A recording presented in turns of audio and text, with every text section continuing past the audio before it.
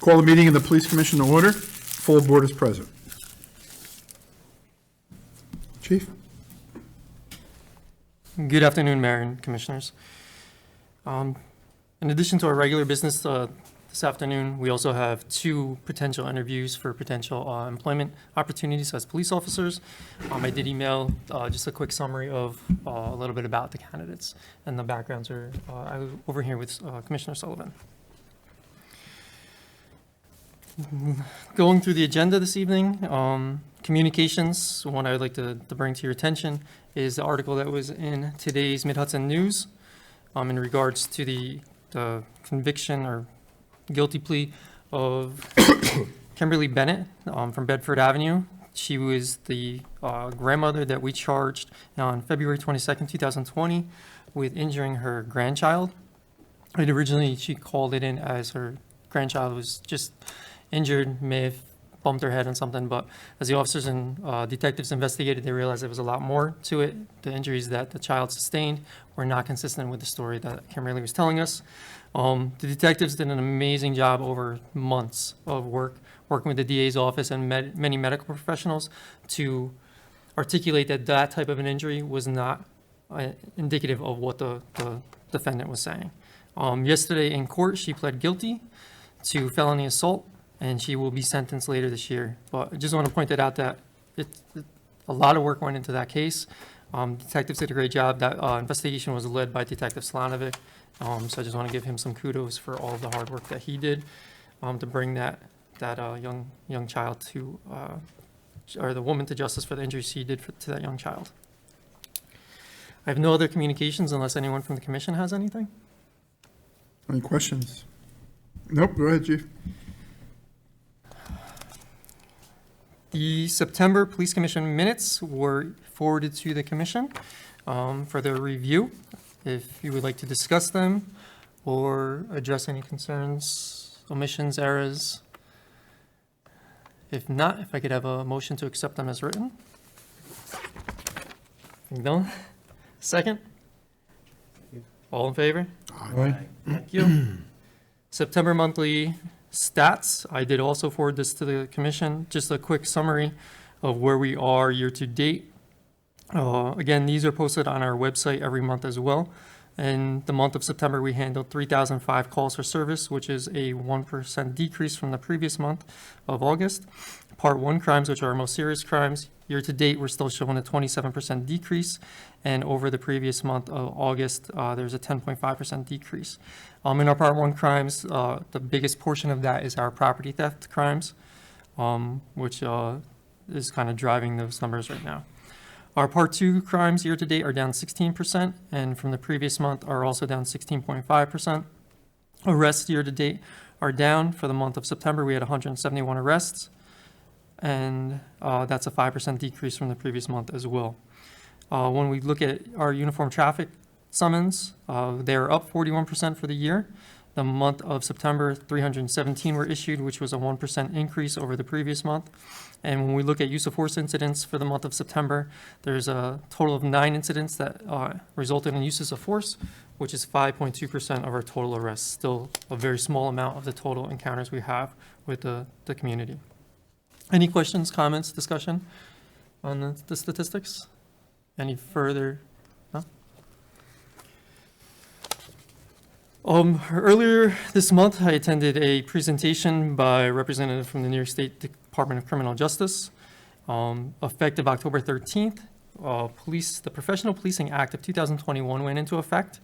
And I'll just give a quick summary of some of the guidelines or outline of this new policy. Basically oversees the hiring process for policing to kind of standardize it and make sure that we're getting qualified candidates. So it requires that a background investigation be completed for police officers, and in part of that background investigation, you have to check the police officer registry, which is a registry to verify if someone has been decertified or has been a police officer in some other state and has been chased out, fired for whatever reason. It also requires fingerprints, in-person interview, review of other resources such as employment, family, military, school, all those types of things. That's things we do all the time. That's that blue packet that's coming around to you. That's a summary of our background investigation. It also requires that all police officer candidates go through a psychological exam with some parameters. There has to be screening for psychological disorders, personality characteristics, substance abuse problems, and there must be a validated written test and interview process. The company that we've been utilizing for as far back as I'm aware does all of those things, and they are recognized as police psychologists. And they've been very good to us. They do everything that is being required. It also requires us to check the decertification list, as I mentioned, but it also requires us to add officers to the decertification list if they meet the removal guidelines. And it actually gives some guidelines for removal with cause. So basically, it's just some guidelines that help us get through the process a little bit easier. So like there's some new standards for lack of good moral character. For example, unfit. The candidate could be unfit if they have any criminal activity regardless of prosecution for felonies or serious offenses within 3 years prior to employment, if they had any type of controlled substance use within 3 years prior to the opportunity for employment, any type of dishonorable discharge or any lying on an employment application. Then there's some discretionary factors such as any probation or anything of that such occurring in the previous 3 years, inappropriate sexual conduct, dishonesty, and then they give you a catch-all to utilize as well to disqualify people.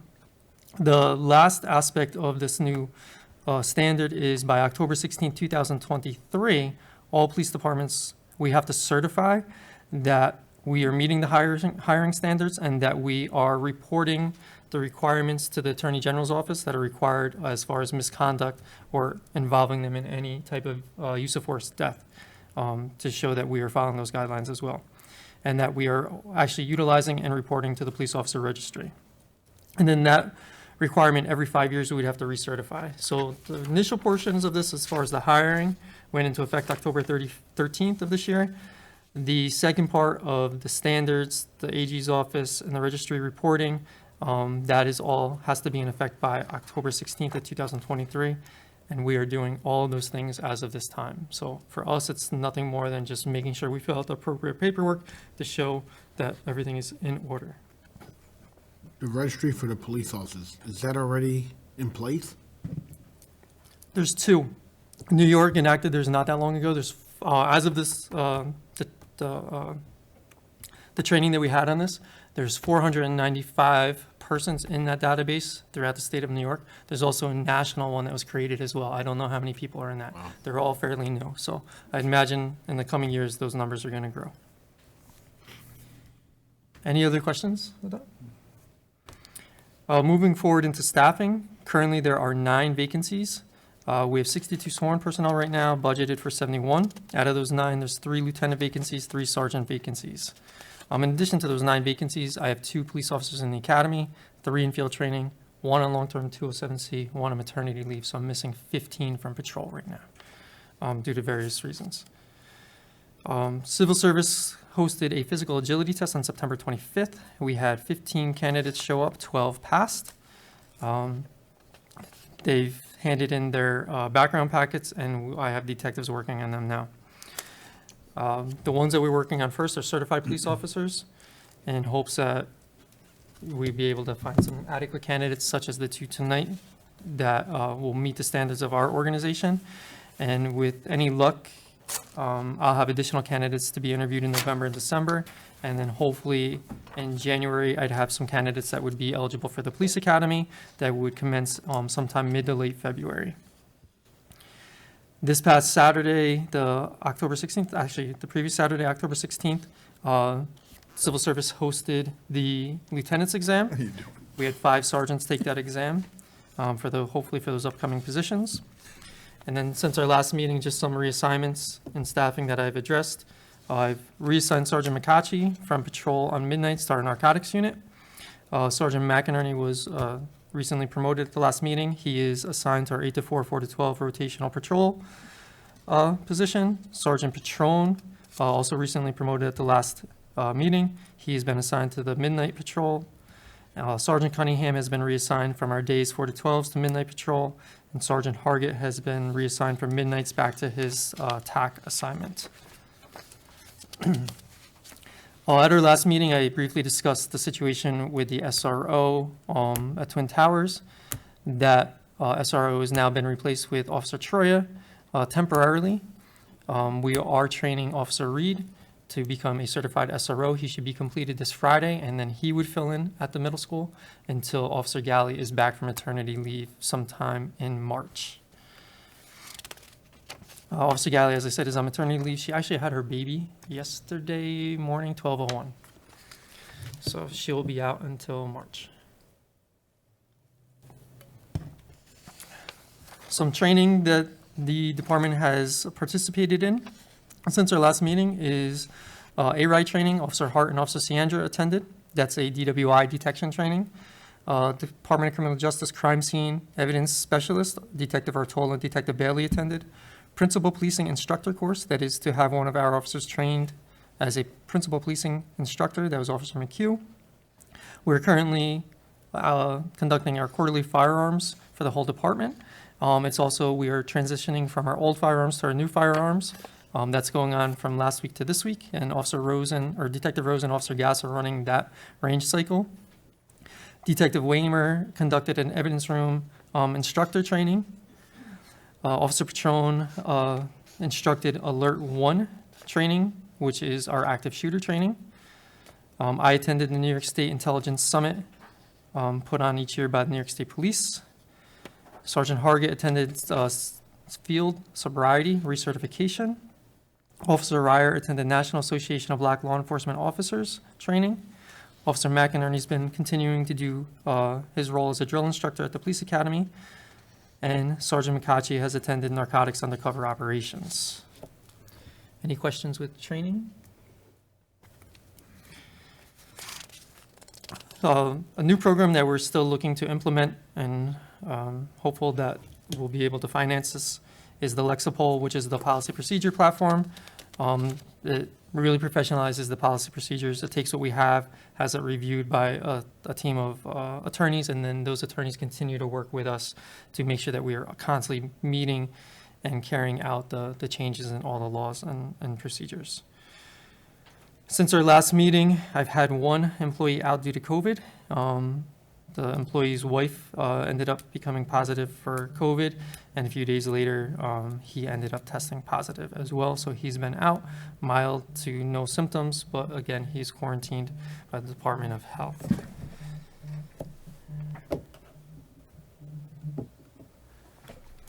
Some upcoming events.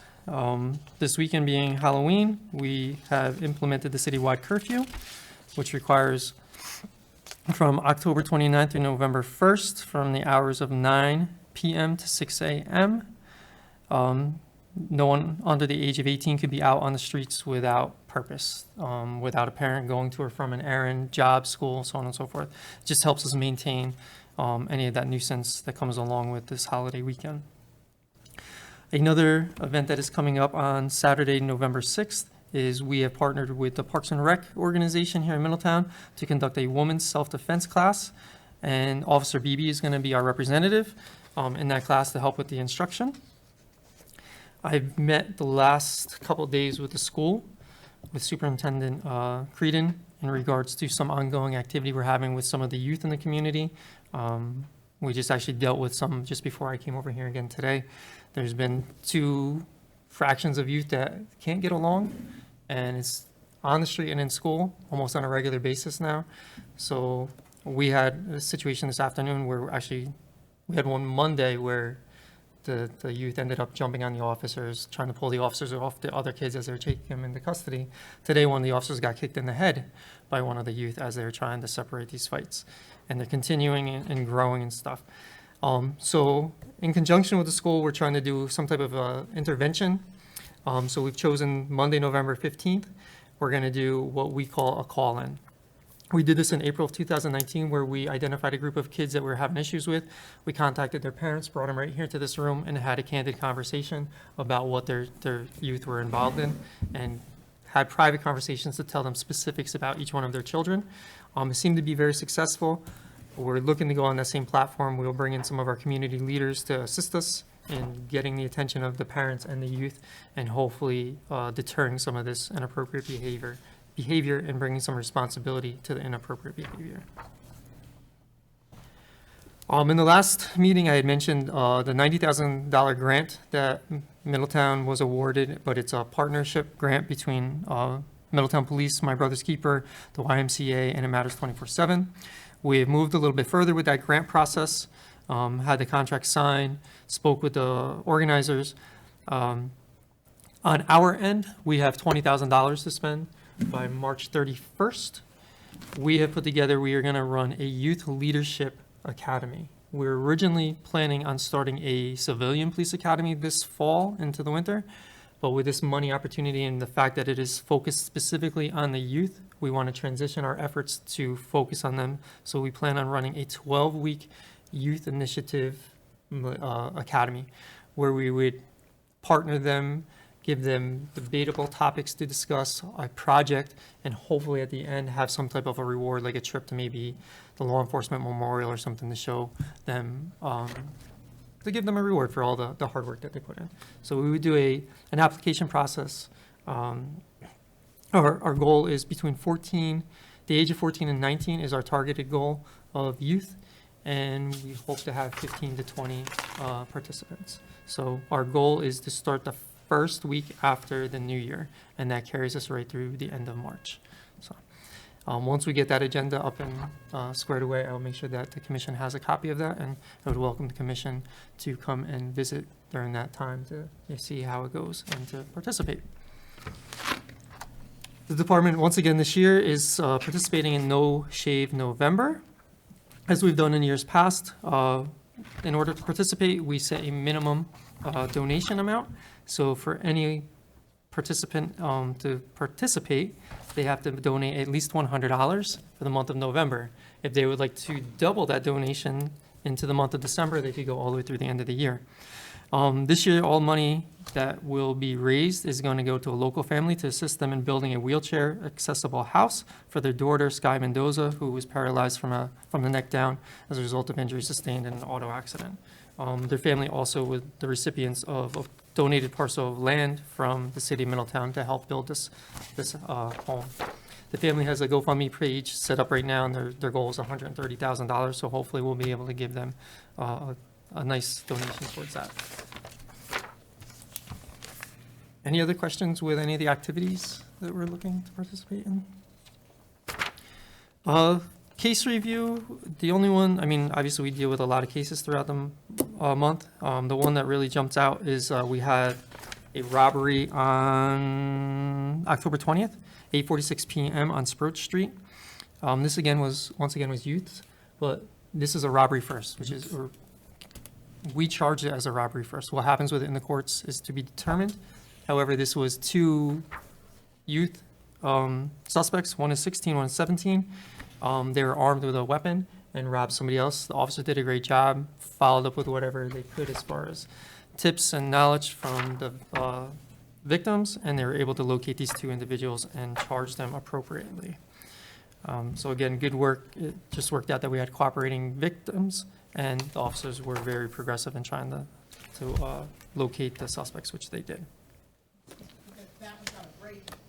No, that was a street. It was actually out on the street. Thank God it ended up being a pellet gun, but still it appeared to be a real gun, and they were charged as if it was a real gun.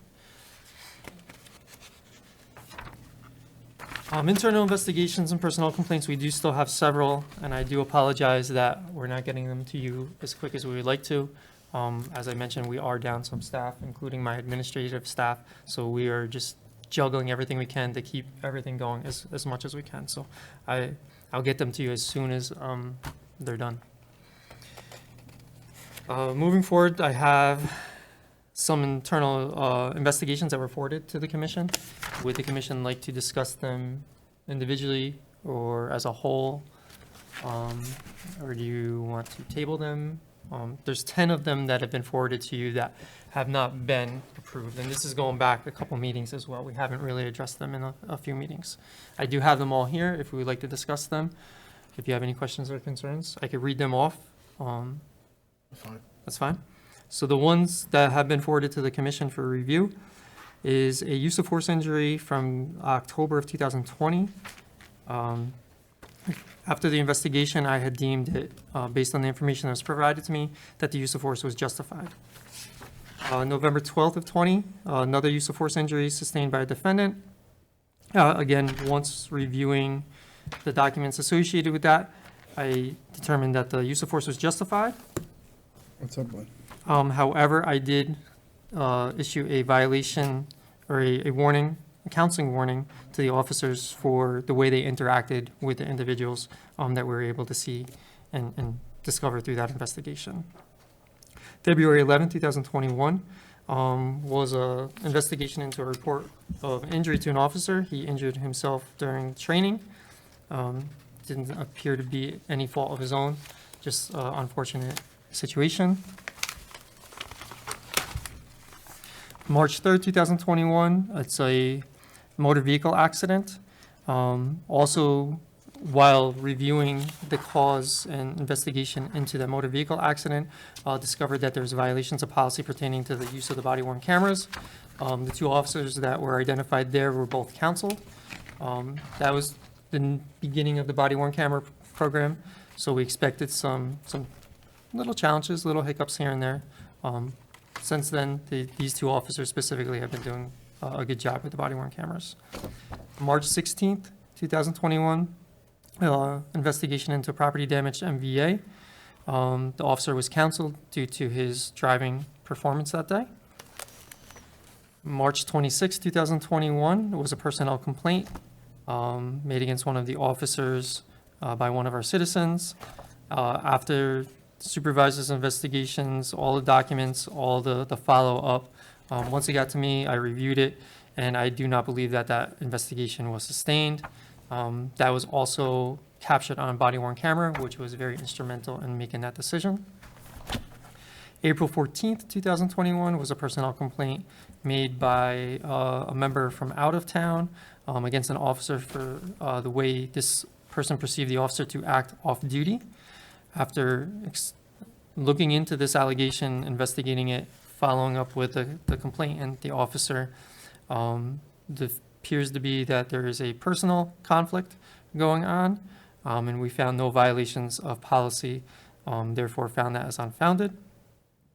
May 30th, 2021, a personnel complaint made by a person against one of our officers for off-duty conduct as well. Again, looking into this, it appears that it's a personal conflict. Both of these last two pertain to custody issues between exes and the individual officer. Again, looking into it, we found no conduct to violate department policy. Classified that as unfounded. June 11, 2021, we had a injury to one of our recruit officers. Again, did an investigation into that and found it to be no fault of the recruit officer. It just ended up being an unfortunate incident. June 14, 2021, an investigation into a habitual tardiness by an officer. After looking into it, realized that it is an ongoing problem. Sat down with the officer, provided that officer with written counseling. They were the 10 that were forwarded. Would you like to discuss any of them in more detail? Is the commission satisfied with my findings and the write-ups of these 10? Yes, I am. I don't know if you want to have a vote or Could I have, vote to accept your findings? yes. I'll make a motion that we accept your findings. Do I have a second? All in favor? Aye. Thank you.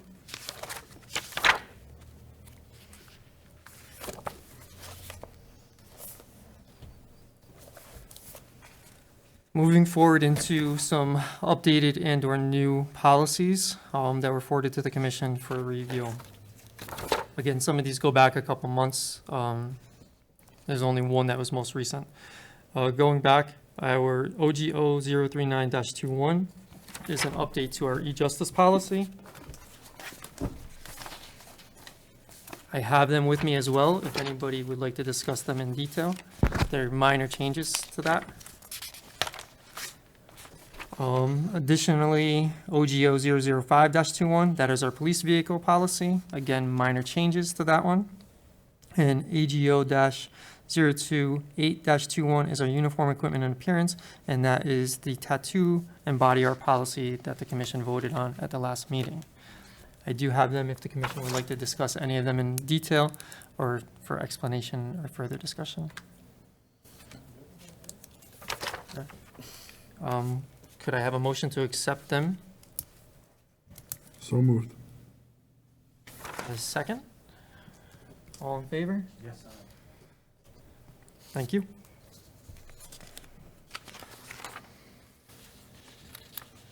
On the agenda, that's all I have, except for stuff that would have to be addressed during executive session, such as the comp and 207C report, some personnel discussion, and the interviews of potential police officer candidates. So I have nothing further unless the commission has anything they would like to discuss. Motion to go in executive session? Second. Eileen, is there anyone online that has any questions? You put them to sleep. There's a motion and a second to go in executive session. She said no. She said no, okay. So I have a motion and a second to go into executive session. All in favor? Aye. We'll move into executive session for personnel matters at 5:03 PM.